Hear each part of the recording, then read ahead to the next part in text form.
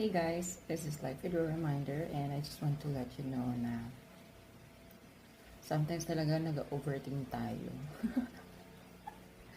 Kasi ako talaga grabe yung overthink ko, super parang fast forward talaga yung overthink ko sometimes that lead me to being emotional. Grabe, nag-i-emo talaga ako na super kasi grabe yung pag-overthink ko.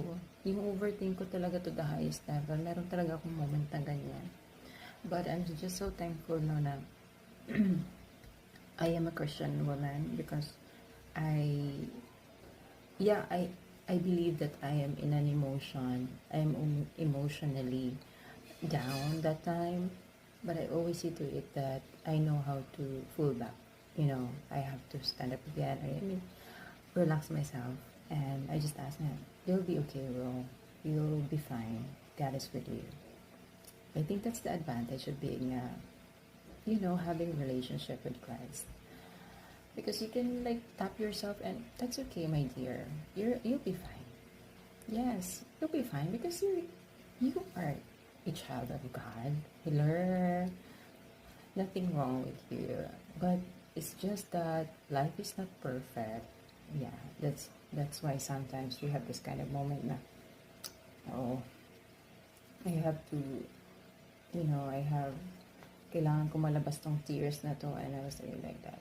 But me personally, I am very emotional type. I am strong outside. My physical, my facial expression are strong, but I am very soft inside. I am very soft.